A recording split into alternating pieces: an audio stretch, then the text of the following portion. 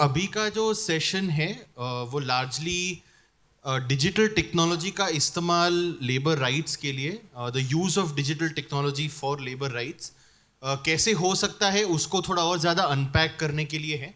और ये सत्र ये सेशन करने के पीछे का रीज़न भी ये है that more and more type of work is now being digitized through platform based economy, which we commonly known as platform based gig work.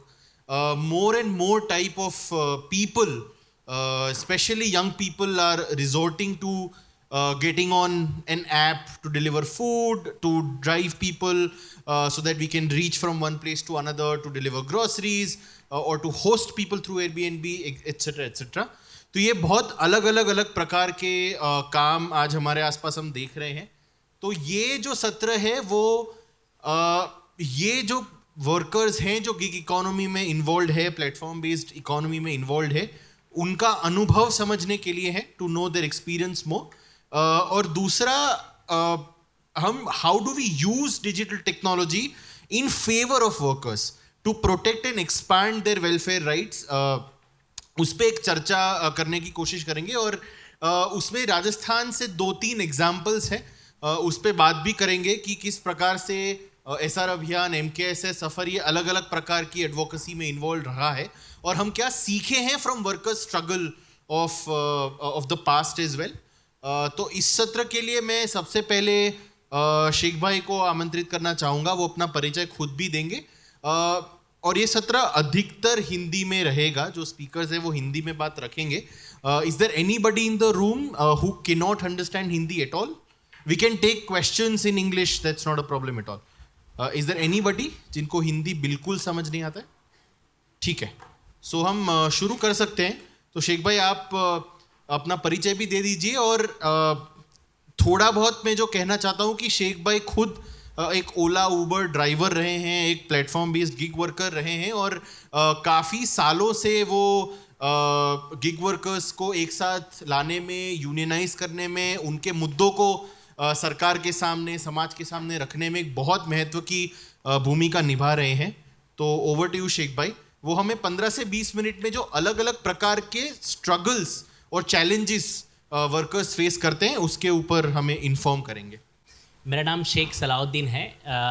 मैं तेलंगाना हैदराबाद से हूँ। जो मेरा ऑर्गेनाइजेशन का नाम है Telangana gig and platform workers union, और मैं नेशनल जनरल सेक्रेटरी हूँ Indian federation of app based transport workers. ये गिग और प्लेटफॉर्म वर्कर्स है कौन?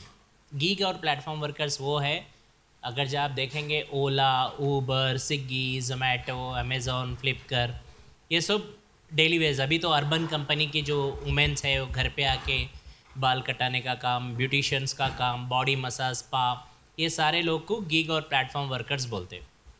ये आप देखे होंगे इंडिया में बहुत ही तेज़ी से ये वर्कर्स बढ़ते जा रहे हैं। ये सारे वर्कर्स ऐप आधारित काम करते, जो मोबाइल फ़ोन के अंदर ऐप डाउनलोड करके काम करने वाले लोग हैं। अगर जो इन लोग को आप देखेंगे बीते हुए 10 साल से, ये जो डिजिटलाइजेशन जो हम लोग लगातार 2-3 दिन से हम सुनते जा रहे हैं, मगर ये डिजिटलाइजेशन होना चाहिए, बेशक होना चाहिए, बट इसका फ़ायदा कितना है, नुकसान कितना है, उसके ऊपर भी हम हमारे यूनियन की तरफ से आप पे बात रखेंगे। डिजिटलाइजेशन बहुत अच्छी चीज़ है इंडिया के लिए और हमारे लिए, ग्रोथ है, ग्रोथ कंट्री है, यहाँ पे होना भी चाहिए। But at the same time आपको डिजिटल कैसा अफेक्ट करता लाइवलीहुड पे, वर्कर्स के लाइवलीहुड पे कैसा अफेक्ट करता, मैं आपको उसके ऊपर रोशनी डालना चाह रहा हूँ। एक वर्कर, चाहे वो कैब ड्राइवर हो या डिलीवरी बॉय हो, कितने घंटे काम कर सकता? एग्रीगेटर कंपनीज बोलते हैं कि आप जो है मर्जी माफिक काम कर सकते हैं। ठीक है, एग्रीगेटर कंपनीज बोलते हैं कि आप ये प्लेटफॉर्म पे आके अपनी मर्जी माफिक काम कर सकते, इस पे कोई बंदिश नहीं है। उसको बोलते हैं कि फ्रीलांस काम कर सकते। बट हकीकत में वो होता क्या? नहीं, इंडिया के अंदर जो गिग वर्ड बाहर कंट्रीज़ का है, जो गिटार बजाते पार्ट टाइम के ऊपर, जो रेस्टोरेंट्स में, होटल्स में उनको इतना गिग का पैसा मिलता, वो वर्ड यहाँ पे इंडिया में लेके आए कि इसको पार्ट टाइम वर्कर की तरह ट्रीट करना स्टार्ट करें एग्रीगेटर कंपनीज। क्या हकीकत में कोई डिलीवरी बॉय को हम पूछेंगे क्या 2 घंटे 3 घंटे डिलीवरी बॉय करता क्या कोई काम? ये फॉरेन कंट्री थोड़ी है, इंडिया है ये, सही है ना? फॉरेन कंट्री में अपनी एजुकेशन के साथ, पढ़ाई के साथ 2-3 घंटे एडिशनल काम कर ले तो उनकी रोज़ी रोटी चलती। ठीक है, क्यों? क्योंकि वहाँ पे वो एक पार्ट टाइम वर्क के नीचे ट्रीट करा जाता। मगर इंडिया के अंदर पार्ट टाइम वर्कर के अगर जो आप आंकड़े उठा के देखेंगे बहुत कम है। अगर जैसे सारे लोग जो एग्रीगेटर कंपनीज आपको बोल रहे कि ये पार्ट टाइम वर्कर है, ये फुल टाइम वर्कर्स नहीं है, फ्रीलांस का काम है, तो अब मैं वही चीज़ पे आपको रुख करना चाह रहा हूँ। ये बना कैसा पार्ट टाइम वर्कर? ये आप बोल रहे फुल टाइम वर्कर, हम बोल रहे कि फुल टाइम वर्कर। ये एक लड़ाई हमारी यूनियन के तरफ से है। Indian federation of app based transport workers, ये जो है फेडरेशन है, ये पैन इंडिया में काम करती इस वर्कर्स के लिए। सब स्टेट्स में यूनियंस बनाना काम चल रहा, वहाँ पे ऑर्गेनाइजेशंस को बिल्ड करना, स्ट्रक्चराइज करना, वो काम में जुड़ा हुआ है। मैं उसका जनरल सेक्रेटरी हूँ। पहले हमारे पास 4 स्टेट्स थे, आज हमारे पास 12 से 13 स्टेट्स हमारे हाथ में हैं। अभी हम रीच आउट कर रहे हैं, अभी अगले आने वाले ये साल के आखिरी तक 3-4 स्टेट्स को भी हम एफिलेट करें। ये हमारा टारगेट इस साल का है। ऐसा हम लोग फेडरेशन बना दिए इंडिया के अंदर, और उसमें का ही तेलंगाना, यहाँ से हूँ मैं हैदराबाद से, तो Telangana gig and platform workers मैंने बनाया। तो ये वर्कर्स के जो छोटे छोटे ऑर्गेनाइजेशंस पहले थे, बिफोर ऑर्गेनाइज होने से पहले थे, उसको हम लोग एसोसिएशंस कहलाते थे। सब जगह छोटी छोटी एसोसिएशंस बना के रखते थे, बट हम लोग उसको यूनियन में कन्वर्ट कर रहे, क्योंकि यूनियन को आप बेहतर जानते हैं कि यूनियन की ताकत कंपेयर टू एसोसिएशन से बहुत बड़ी है। तो हम लोग उसको यूनियन बना के फेडरेशन में लाने का काम हम लोग स्टार्ट करें। अभी तो हमारे पास जो है पैन इंडिया से हर जगह से नेटवर्क बनाना, यूनियंस को जाना, स्ट्रेंथराइज करना, वर्कशॉप्स कंडक्ट करना, लीडरशिप देना, वुमेंस वर्कशॉप कराना, वुमेंस के लिए लीडरशिप बिल्ड करना। आज के तारीख में इतने ही कम स्टेज में हमारे पास यूनियन का विंग भी है। Indian federation of app based transport workers में भी हमारे पास वुमेन का विंग है। उनको भी एज ए वाइस प्रेसिडेंट का ओहदा हम लोग ने दे के रखा। एक दूर की सोच है, एक ऑर्गेनाइजेशन कैसा स्ट्रक्चराइज कर सकते, वो विजन और विशन लेके हम लोग चल रहे। मगर कंपनीज हमारे साथ में बहुत बड़ी चुनौती है। आप लोग को पता है कि ये कंपनीज छोटे मोटे कंपनीज नहीं होते। बीते हुए 8 से 10 साल ये लगातार कंपनीज क्लेम करते कि हम नुकसान में हैं। I am right? इतना तो सब जानते ना हम लोग। ठीक है, तो सवाल मेरा ये भी है कि बीते हुए 10 साल में अगर जब कंपनीज नुकसान में चल रहे, आप हर दिन बिजनेस पेपर, हर पेपर के अंदर एक बिजनेस का कॉलम रहता है, राइट? वो पन्ना आप निकाल के देखेंगे तो हर रोज़ एग्रीगेटर कंपनीज़ के अंदर पैसा लगातार बढ़ते जा रहा, इन्वेस्टमेंट करते जा रहे। I am right? इतना सारा पैसा इन्वेस्ट कर रहे हैं उसके अंदर, हज़ारों में, करोड़ों में, मगर वो जो इन्वेस्ट कर रहे सो पैसा हमारा थोड़ी है, नहीं है। कहाँ से है वो? पूरा फॉरेन अमाउंट है। कोई इंडिया का भी करेंसी होगा, कोई कर रहे तो कर रहे, उसमें कोई शिकवा नहीं है। मगर क्यों कर रहे वो सबसे बड़ा सवाल है। जो कंपनी बीते हुए 10 साल में नुकसान झेल रही, फिर भी जो है वो कंपनी पे हम करोड्स ऑफ रुपीस इन्वेस्ट कर रहे। इसकी राज की बात क्या है? अगर जब कंपनी बताएंगी तो क्या बताएंगी? प्रॉफिटेबल कंपनी तो बता नहीं सकती, क्लेम नहीं ले रही प्रॉफिटेबल बोल के, नुकसान ही बता रही ना। फिर ये कंपनी में इन्वेस्टमेंट करने वाले कैसा कर रहे? फ्यूचर देख के कर रहे। Future of work, digital of, यही वर्क जो डिजिटलाइजेशन है, ये जाके फ्यूचर बन सकता। मगर इसमें एक राज की बात ये भी है, ये सारा जो पैसा इन्वेस्ट करते कंपनी के लोगों पे, कंपनी के नाम पे नहीं करते। ये वर्कर्स का खून पसीना कंपनी को डेवलप करने में लग रहा, उसका ये ग्रोथ है। एक रेस्टोरेंट में पहले 5 लोग काम करते थे, 10 लोग काम करते थे, 50 लोग बन गए। I am right? Delivery boys. आज वही रेस्टोरेंट के बाहर अगर जब आप देखेंगे तो भीड़ 200-300 लोग की है। इसकी वजह क्या है? इसकी वजह ये है कि कंपनी के अंदर, एग्रीगेटर कंपनी के अंदर बहुत कम लोग काम करते थे, आज बढ़ के लोग काम कर रहे। इसके माना ये नहीं है कि यहाँ पे बहुत सारी काम आमदनी हो रही, यहाँ पे वर्कर कर रहा, मगर कंपनीज ने ऐसा क्रिएट किया, आप महीने के 30,000 से 35,000 रुपये डिलीवरी बॉय लेके जा सकता। और कैब ड्राइवर को बोल रहे कि पहले अभी मेट्रो के आप होर्डिंग्स देखे होंगे ना, बस स्टॉप्स पे, वहाँ पे अपने अपने सिटीज़ में भी आप देखेंगे 1,80,000 60,000 के होर्डिंग्स लगे थे एक ज़माने में नहीं, बीते हुए 6 से 8 साल के अंदर। आज वही होर्डिंग आपको फिर से यही दर्शन देता कि आप 40,000 कमा सकते, 30,000 कमा सकते। मैं यही सवाल सीधा कंपनी से करना चाह रहा हूँ, एक बंदे की आमदनी बढ़ना चाहिए या घटना चाहिए? बढ़ना चाहिए था।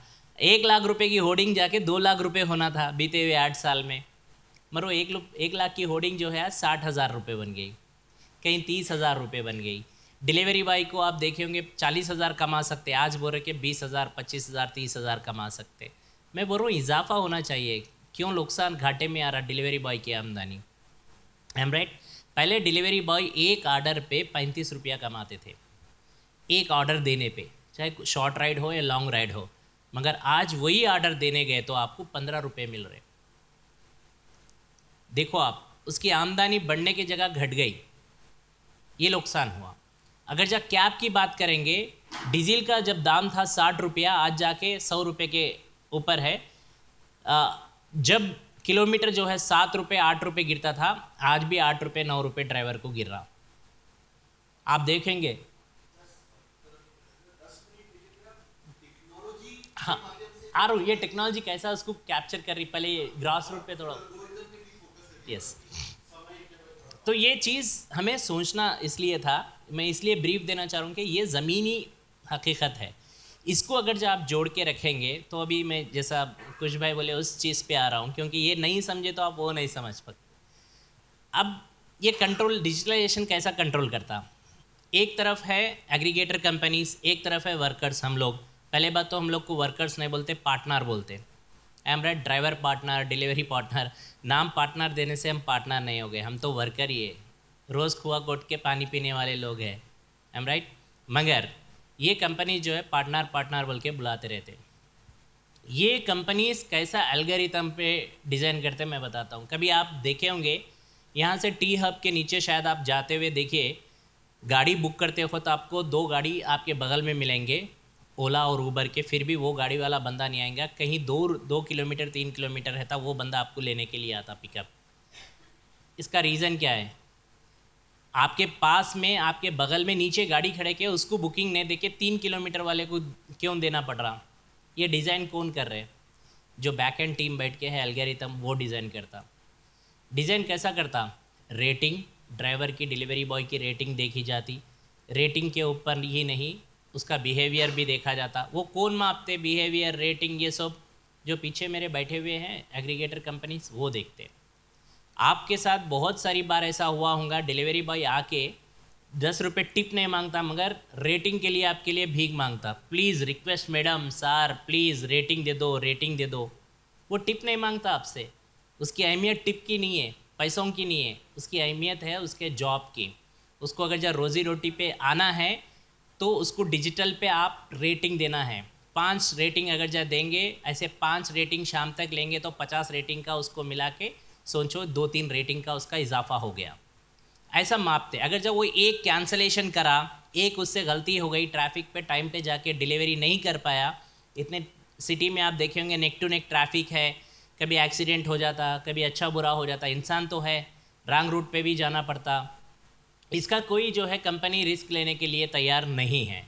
ये सारा जो है डिलीवरी बॉय ही भुगतना पड़ेगा। At the same time driver का भी आलम यही है। अगर जब आप यहाँ से एयरपोर्ट जाएंगे, एयरपोर्ट के अंदर आपको 3 घंटे बिठाएंगा सीरियल नंबर के नाम से। सोचो अब यहाँ से मैं एयरपोर्ट को 300 रुपये में लेके जा रहा हूँ, फिर एयरपोर्ट से फिर यहाँ पे 300 रुपये में आ रहा हूँ। जो मैं एयरपोर्ट में मेरे 4 घंटे बिता रहा हूँ वेस्ट टाइम, उसका पैसा कौन देगा? मेरे को क्यों बांध के रख रहा? वो कौन बांध के रख रहा? कंपनी है ना।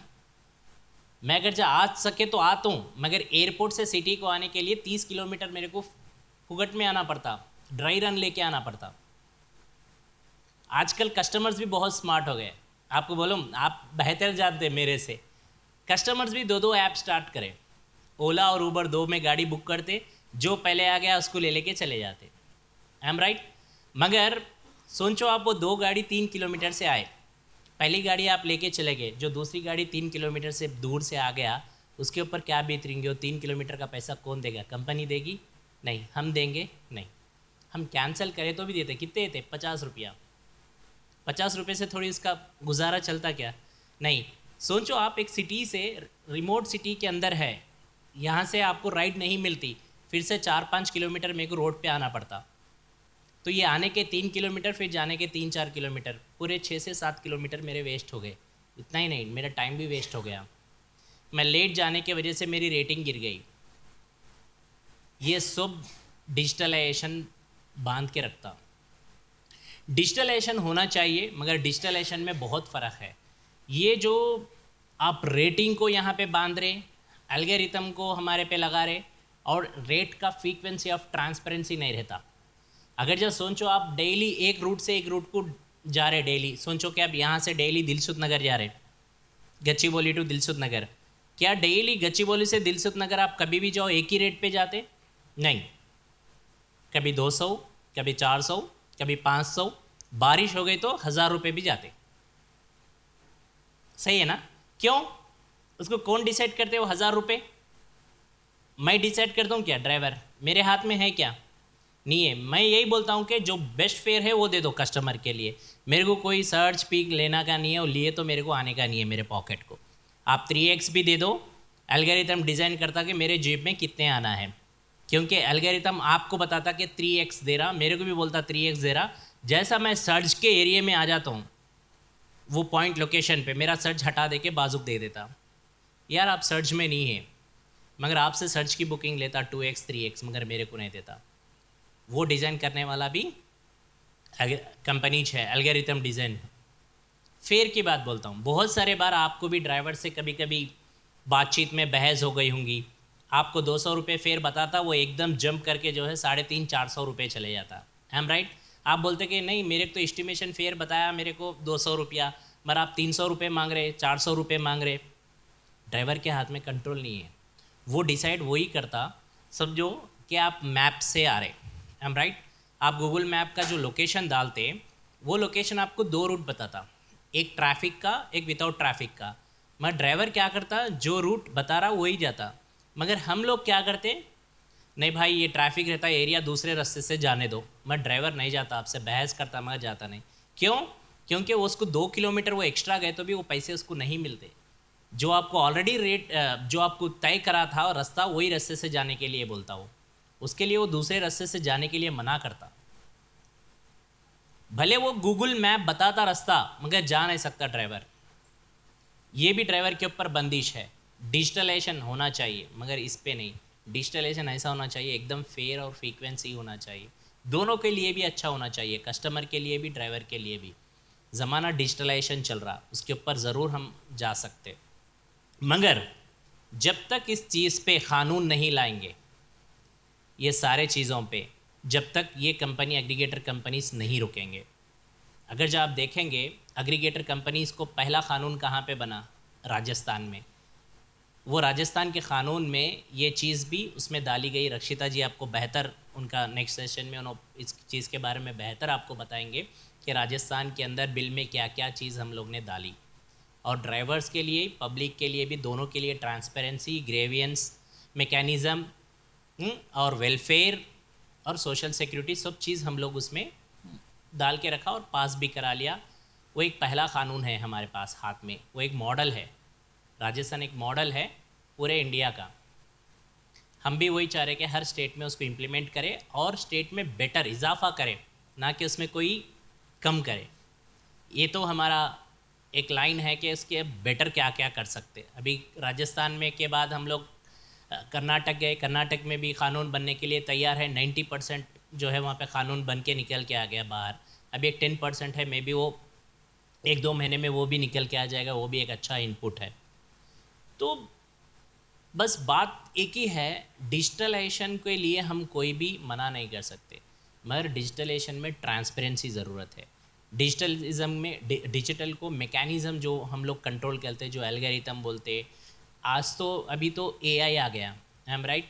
अगर जब मेरे जैसा आगे, मैं तिरुपति गया या कहीं दरगाह को गया, कहीं बाल कटा लिया, कुछ नहीं है, मेरे को शेव कराना है, क्लीन शेव कराया, गुंडू करा दिया, बोल्ड हेयर करा, अब मेरा फेस रिकग्निशन नहीं दिया तो मेरी आईडी नहीं खुलती। 3 बार अगर जब मैं सेल्फ़ी मेरी मारने से, अगर जब मेरी सेल्फ़ी मेरे को डिटेक्ट नहीं करी तो मेरी आईडी ब्लॉक हो जाती। आईडी ब्लॉक होने के माने रोज़ी रोटी से आप दूर हो गए। ये कौन तय करता? डिजिटलाइजेशन। मगर इसके ऊपर बंदिश कौन लेके आना चाहिए, इसको कौन बंदिश में रखना चाहिए? क्या एक इंसान को अपने रोज़गार से बेरोज़गार करने का डिजिटलाइजेशन हमें चाहिए क्या? नहीं। ये डिजिटलाइजेशन को हमें सोचना पड़ेगा कि और सरलता में आसान कैसा बना सके। डिजिटलाइजेशन को अगर जब पूछेंगे तो सवाल बहुत बहुत, अगर जब बैकएंड से पूछेंगे आप, बहुत बड़ा सवाल है कि डिजिटल को चलाएगा कौन? हम ही तो है ना, इंसान ही तो चला रहा है at the end of the time उसको।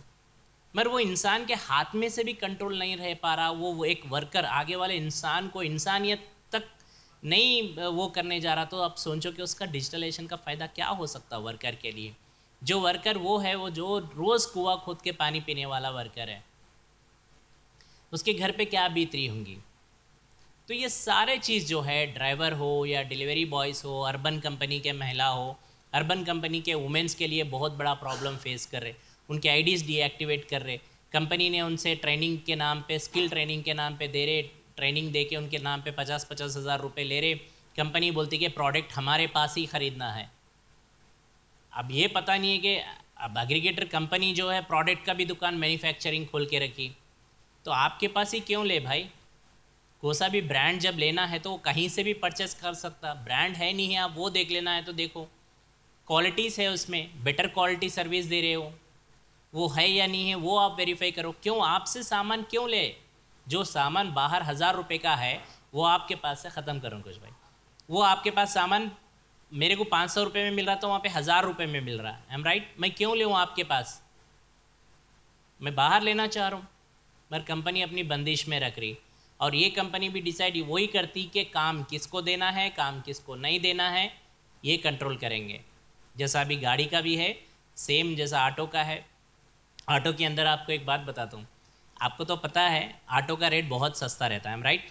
3, 3.5, 4 लाख, हार्डली 5 लाख रुपए में ऑटो आ जाती, लग्जरी ऑटो बोले तो भी।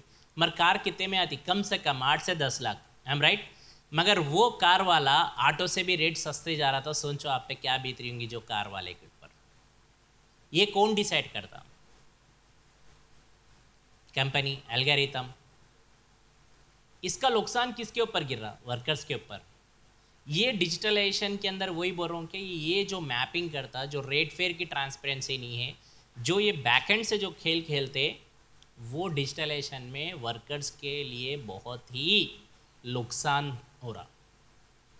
तो इस चीज़ को हम लोग as a union, as a federation कितना आवाज़ करना है कर रहे, कहाँ तक हमारी आवाज़ पहुँचा सकते पहुँचा रहे, ये कंपनीज़ के लूप पॉइंट्स कहाँ तक निकाल सकते वो भी निकाल रहे हम लोग। इसके ऊपर बहुत सारे स्टडीज़ हो रहे, रिसर्च हो रहे, आउटपुट्स आ रहे बाहर कि हाँ एल्गोरिथम ऐसा मैनेज कर रहा, एआई ऐसा टूल कर रहा।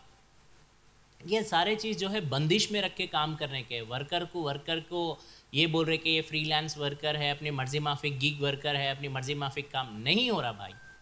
दसरा दीपावली आ गई, रमज़ान बकरीद आ गई, आपको बोल रहे कि मिनिमम बिजनेस गारंटी देंगे। भाई क्यों नहीं दे रहे? रेगुलर दो ना बिजनेस गारंटी, क्यों नहीं दे पा रहे आप?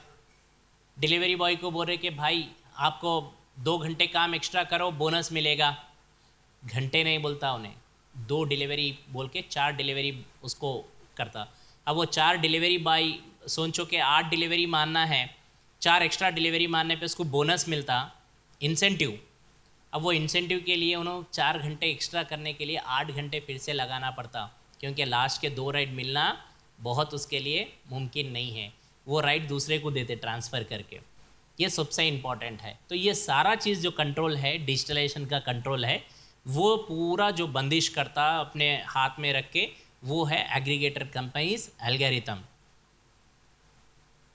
ये हम लोग डिजिटलाइजेशन में ट्रांसपेरेंसी, ये सारे चीज़ इसलिए चाह रहे कि 1 to 1 बैठ के इसका ग्रेवियंस मैकेनिज़्म बने, कानून बने तो ये सारे चीज़ उसके अंदर आते। एक ट्राइपार्टेड बोर्ड बने, वहाँ पे हम कंपनीज और सरकार बैठ के आपस में बातचीत कर सके। कंपनीज तो बोलते हैं हमें इंश्योरेंस दे रहे, हेल्थ इंश्योरेंस फलाना दे रहे तो कान दे रहे भाई। कितने ड्राइवर्स वो हो गया, कुत्ता भोग के डिलीवरी बॉय 3rd फ्लोर पर से ऊपर नीचे गिर गया तो उसको इंश्योरेंस नहीं मिल रहा। क्यों नहीं मिल रहा? उसको बोल रहे कि भाई वो भाई के आईडी पे चलाया। अगर जब भाई के आईडी पे चलाया तो 3 साल आप उसको क्यों नहीं पकड़े? वो आपकी कमी है, टेक्नोलॉजी की कमी है।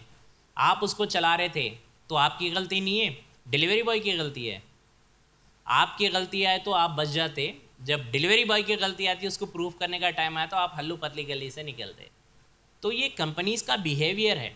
कंपनीज़ लगातार अपने वर्कर्स पे ऐसी शोषण करते जा रहे, इसको जितना हो सका कितना रोक सकते, कितना कंट्रोल कर सकते, कितना ट्रांसपेरेंसी यूनियंस फाइट करके निकाल सकते, ये सारे चीज़ बहुत सारे न्यूज़पेपर्स में, आर्टिकल्स में, रिसर्च में, स्टडीज़ में बाहर आके है। आप गूगल पे भी जाके यूनियन का नाम मार के देख सकते हैं या शेख सलाउद्दीन बोल के देख सकते हैं, बहुत सारा आपको वहाँ पे मिलेगा। और जो राजस्थान का जो बिल है, जो लॉ है, जो क़ानून है, वो बहुत ही फ़ायदेमंद है। उससे हमारे को बहुत बड़ी सीख मिली कि हम दूसरे स्टेट्स को भी जाके इसको इम्प्लीमेंटेशन कराने के अंदर कामयाब होते बोल के पूरी उम्मीद है। और उसमें हमारे साथ निखिल डेसर, रक्षिता जी, कुश भाई, ऐसे बहुत सारे मूलचंद भाई, सब हम लोग, पारस भाई, इसके अंदर रात दिन हम लोग ने लगाया वहाँ पे। ये क़ानून ऐसी जाके भी नहीं बना, इसके लिए भी हम लोग ने जो बोलते हैं ना खून पसीना ये किया। एक तरफ से हमारे साथ एग्रीगेटर कंपनीज, एक तरफ हम जो सरकार है उनसे, दोनों से हमें लड़ना पड़ा इस चीज़ में, लड़के फिर भी जो है हमारी जीत वहाँ पे हासिल करे। तो मैं आप सबका शुक्रिया, मेरे दिए से टाइम में 1-2 मिनट एक्स्ट्रा भी ले लिया। Thank you.